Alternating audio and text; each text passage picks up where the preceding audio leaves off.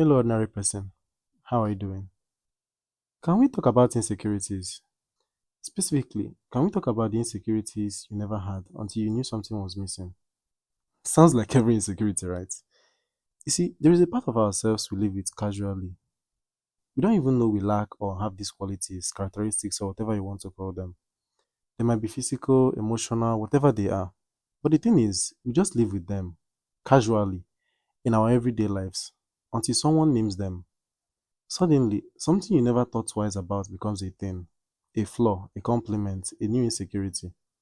You never thought your laugh was too loud until someone said it. You never knew your voice sounded strong, manly, or feminine until someone said it. Maybe you knew it, maybe you didn't. Maybe you never really paid attention to it because you didn't know it was a thing. You didn't know it was a flaw or something people would use to qualify you. I know, it sounds like delusion, like you were deceiving yourself. I mean, how could you not know? Wasn't it obvious? But maybe it's not about being smart enough to know we have a trait. Maybe it's not about being smart enough to notice how different it is from others. Maybe you knew about your accent, or the diastema, or the slight sway in your walk. But at some point, you stop knowing whether you should be insecure about it or proud of it. So you just let it exist. Sometimes you don't even ask people what they think about this part of you. You just exist with it, right? Until someone says something. And once someone says something, it becomes a thing. Once it's labeled, you start to see it. The diastema, big lips, big nose, the way you walk. Why do you write your letters like that? Things you used to just live with. Now you watch them, you feel them, reconsider them. And sometimes you start to doubt them. So what do you do with this part of yourself that only started feeling unfamiliar after someone else noticed them? We're at Spiral 21. I wasn't insecure until they named it. Stay with me. This is sometimes curious, often confused. I'm Richard Okonwo. If you have ever felt a little out of place, you're in the right spot. Here, we explore the questions most people overlook without pretending to have all the answers. The awkward, the oddly relatable, the ones that make you wonder, am I the only one thinking about this? If you are curious enough to keep asking, you are exactly where you need to be. Anyway, this whole thing came back to me a few days ago. I was on Facebook and I came across a post by someone called Ogechi. The post was about how she didn't even know what hip dips were until someone pointed them out twice. One person made a comment, not rude, not even unkind, but it stayed with her. The person said, and I quote, I love your hip dips. Another person said, I wish I had your confidence wearing those kind of clothes, even with your hip dips. And just like that, she started to notice them. And I guess that's what gets me the most. How easy it is to start doubting something you never even thought about. I'll drop a link to the post in the description in case you want to read it for yourself. But basically, Ogechi went from not even knowing what hip dips were to googling it to now doing exercises for it, even though she doesn't really care that much. And just like I said earlier, it's not about not knowing this thing about yourself. You do. It just wasn't a thing. But now, even when you try to ignore it, your brain doesn't forget. You might still love yourself, you might still show up confident, but now you notice. So, what do you do with this new awareness? Pretend like it's not there. Try to forget it. Well, that's nearly impossible. Do you ask people if they like this about you? Some might say that sounds like desperation, like you're fishing for validation. But you don't want to see it that way. And you know the crazy thing? Just like Ogechi, you probably got to know from someone's compliments. You're not necessarily rejecting this part of you. You're just looking for reasons, like reasons to make this part of you sit right with you. As she said, and I quote, some days I'm riding on my delusion like, who cares? It's my body. I didn't create myself. If you have never told yourself, I didn't create myself, if you have never made that excuse for something you can't change naturally, something you can't fix, then you may never really understand the weight of those words. And it's not about self confidence. No, it's not coming from a place of low self esteem. Not at all. It's nothing like that. It's coming more from a place of Why am I even giving this thing so much attention? It probably doesn't even deserve this attention. I'm okay with how I am. Who cares? Who says this even has to be a thing? Maybe I'm just overthinking it. Maybe I'm giving it too much thought. Nobody even notices. But that's the thing. You can't say that anymore. Not now. Because someone has noticed. This is the progression. You knew it was there. You saw it. You just didn't think it was valid enough for someone else to notice. You thought maybe it was just you. Just you paying extra attention. Just you trying to brush it off. Make it mean nothing. Or maybe everyone around you look the same. It's possible that that's the reason why you never really paid attention to it. But that doesn't mean you don't know what the outside world looks like, right? Those airports, people in movies, those polished places, that created perfection. But the people around you, the real people around you, most of them looked, acted, even spoke like you.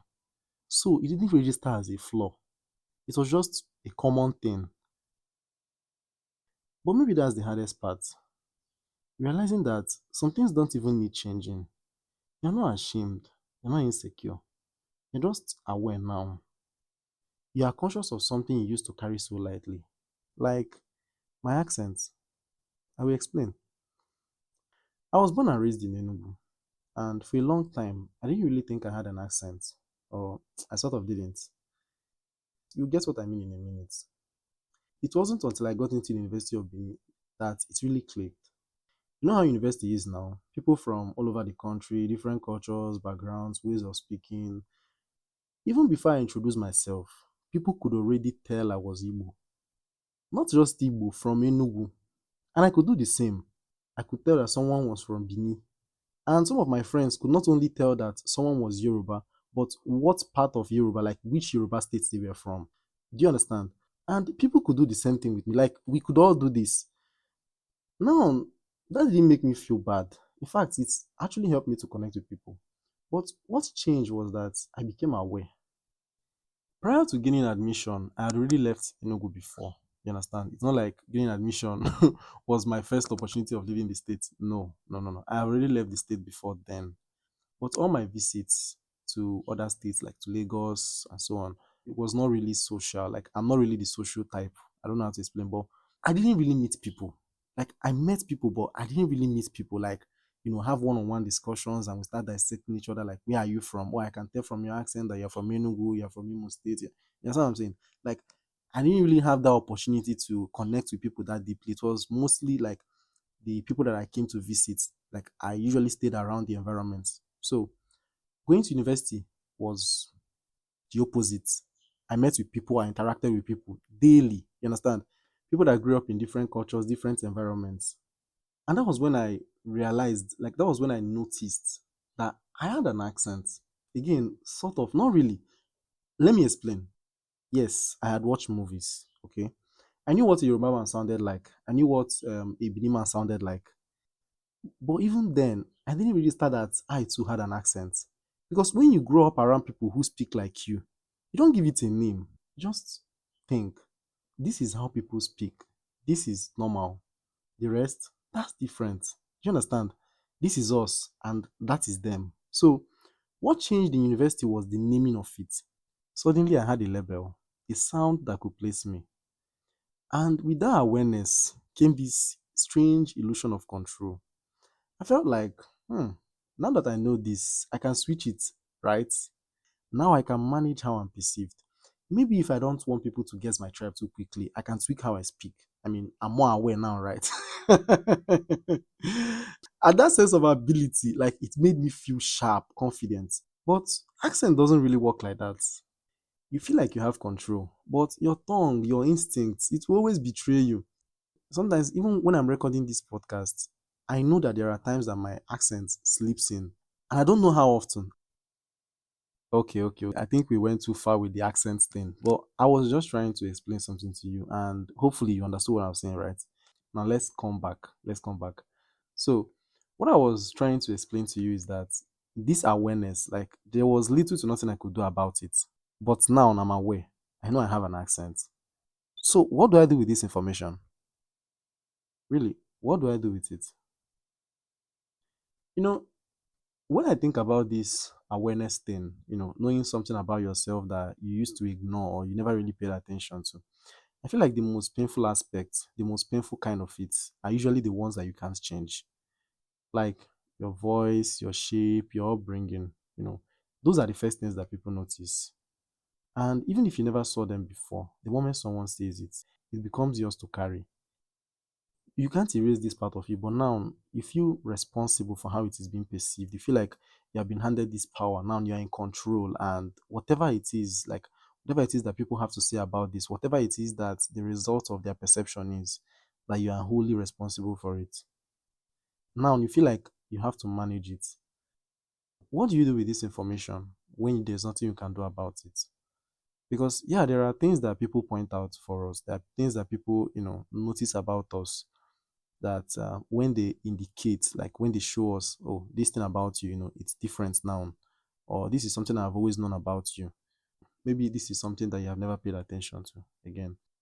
But now that they have indicated it, what do you do with that information? What do you do with it? Like, are you obligated to change it? Something that is not sensed as normal, what if it's something that is not generally accepted as normal, as a beauty, as a future, but rather as a flaw? What do you do with the information now? At this point, most of the emails I read are from corporations, my bank, random newsletters, those websites I only signed up for because I had to. You know the ones I'm talking about. Which brings me to today's unofficial sponsor, our own email. I want to hear from you. What topics do you wish I explored? What's something you have been overthinking, hoping someone else was thinking about too? Maybe I am. Maybe it's already on my mind. What's something you need me to point to? Just so you know you're not as crazy as you think you are. Don't worry, you're still crazy, just not that crazy. Send me an email, dearscoc@gmail.com. I'd love to hear from you. That is dearscoc@gmail.com. Thanks for the support. See you over there.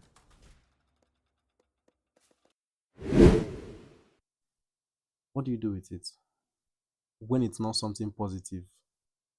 Because when I think of this Ogechi story, something about those comments that Ogechi got, the first one was positive, but the second one was a mix. The first one just said, I love your hip dips. And then the second one said, I wish I had your confidence wearing these kinds of clothes, even with your hip dips. So it's a mix of compliment and, it's not really, I don't know if I should call it a backhand compliment. Because on one hand, yes, this person is complimenting her confidence. Like, I wish I had your confidence. But then the second part says, even with your hip dips, which means that this person is identifying the hip dips as a flaw. And I'm sure that this person had the best intentions. Like this person that complimented her, I'm sure the person had the best intentions. But then, and I hope Ogechi didn't read meaning into it as I'm doing now. Because if she did, then it will certainly not sound like a compliment to her. But I mean, you see it too, right? She said that before now, she didn't know what they were, which indicates that she doesn't even know, like, her confidence didn't even have anything to do with that feature. It had nothing to do with her hip dips. She wasn't even aware it was a thing. Like, her confidence was about something else entirely. Do you understand? But now she's aware. She knows. She's going to start paying attention to it. And if she doesn't get over the insecurity that comes with this new awareness, she might become less confident of herself.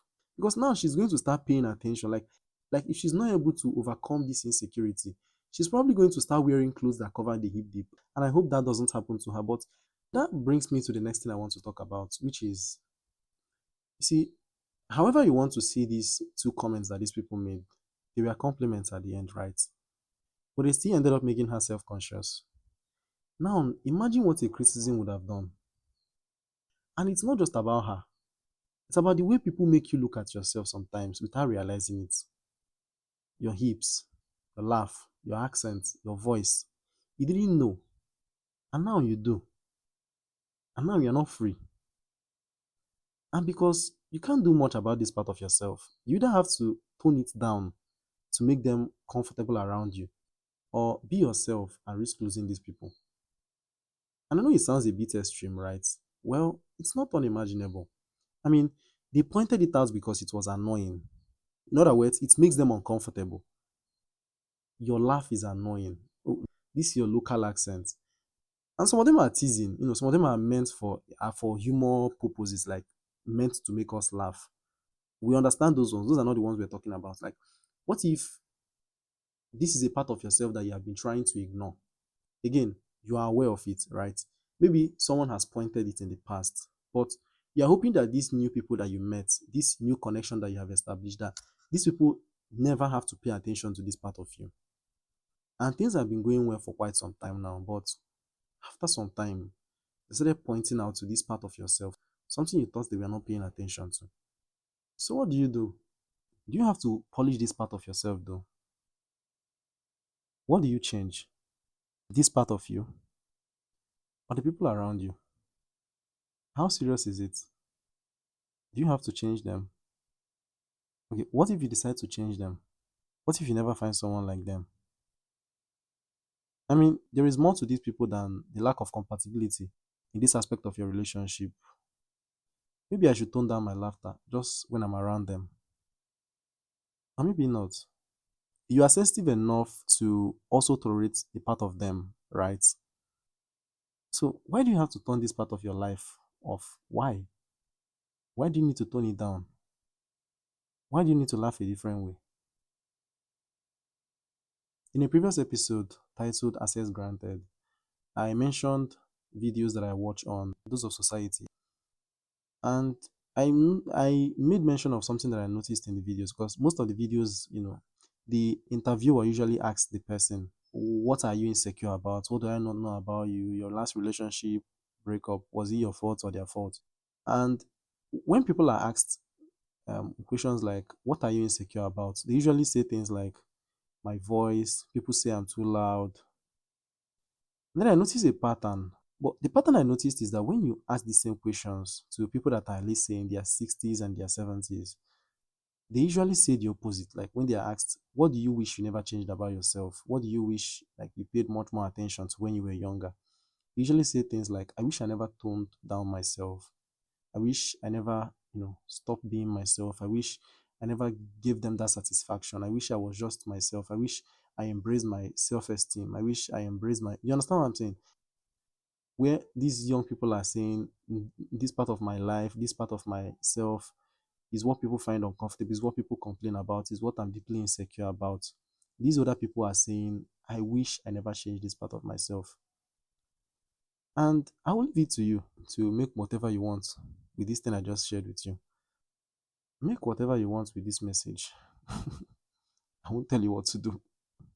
You can either decide to change that part of yourself or maybe keep being yourself. So back to what we were saying. This whole thing, it's not just about the accent, you know, it's about being unguarded. When you don't know the rules, you're not trying to follow them. You just exist. You speak freely, you love freely, you move freely. You don't edit yourself for the world. Thank you, Ogechi, for this post, because this is something that I've been wanting to discuss for a while. But I appreciate it when people put our thoughts into words, like something you have been wanting to say, and someone writes an article about it. And now suddenly you have words for what you have been wanting to voice out for a long time. So thank you very much, Ogechi. She made mention of how harsh the beauty industry is. Something came to my mind. Sometimes it feels like beauty is a trend, right? It feels like beauty is a trend and not a truth. Things like body shapes, they come in and out of fashion, like clothing. Have you noticed that? One year it's the hourglass, then it's the slim tig, and now who knows what's next? I don't even know which one is coming next like this now. Hmm? And the only people who lose, think about this, the only people who lose are the ones whose bodies match the standard at the wrong time. It's not about insecurity, it's about confusion. Like, you start to realize you're chasing something that keeps moving. I remember hearing someone say they love gap teeth. I think it's called a midline diastema, right? It used to be teased, then it became attractive. I remember people getting theirs artificially. I wonder if it is out of fashion again. So, in this case, what's changed? Please, what changed? The teeth didn't change, the hips didn't change, The bodies didn't change. It's the standard that shifted. And who even sets these things? Huh? Is it just based on what's rare? Based on whatever the majority of the population don't have? I mean, think about it. Is it based on what's unattainable? Hmm? Because that's what it feels like. That ideal always means out of reach. Huh? I might be wrong, but that's what it feels like. So here's my question. Hmm? Here's my question. What happens? What happens when your natural body, as in your body as it is now, what happens when it becomes trendy, but only temporarily? Like your body as you know it now, it becomes trendy, but then it goes out of fashion. What will happen to your newly acquired self-esteem? Will it go down the rails? Or will you keep convincing yourself that it's still the start? I mean, the thing is just crazy to think about, right? Because any direction you think about it, it's almost like it's like you're being defensive. It's like you are defending something that you lack if you are discussing this thing with the wrong people. Especially if your appearance doesn't really appeal to the beauty standards of today. It sounds like you're just being defensive or you're trying to make an excuse. These are discussions that we need to have more openly. Who are setting these rules? Who?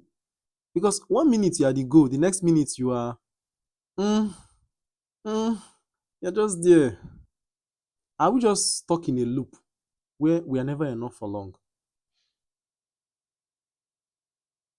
But then, at the end of the day, at the end of the day, there's grief in growing up, in noticing, you know, noticing how the world sees you, how you sound, how your presence reads before you even open your mouth. Maybe there is grace too. Because not every kind of knowing has to be a loss. Sometimes it's just a shift, a new kind of awareness that teaches you how to carry yourself differently, maybe even more gently. But still, I miss him. The version of me who didn't know he had an accent. The boy who just spoke, who wasn't listening to himself in every conversation, who wasn't measuring, adjusting, translating. Maybe that's what growing up really is, grieving your own innocence and learning to move through the world anyway. A little heavier, but maybe also a little softer. I'm really curious though. Have you ever had a moment where you suddenly became aware of something about yourself that you never really noticed before? Like maybe something you thought was just normal until someone pointed it out. Do you remember how that felt?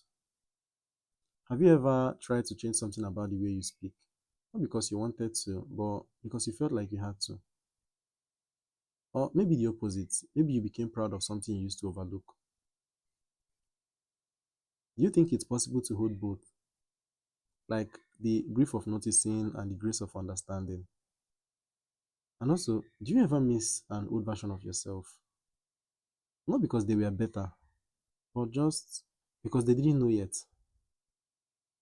I would like to hear how this kind of thing has shown up in your life. Thank you so much for listening. You can reach me on Instagram or email. The links and the address are in the description. Thank you so much for listening once again. That will be all for this week. And until next time, stay curious.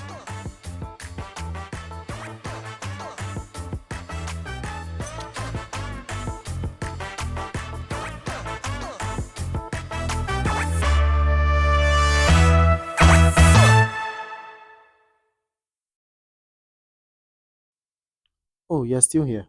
That's nice. Since you've made it all the way to the end, let me ask you for a small favor. Studies suggest that one of the best ways for a show to grow is through word of mouth. So, if you like this, tell a friend about it. Just one. I bet they will like it. Alright, that's it. Thanks a lot. I appreciate you.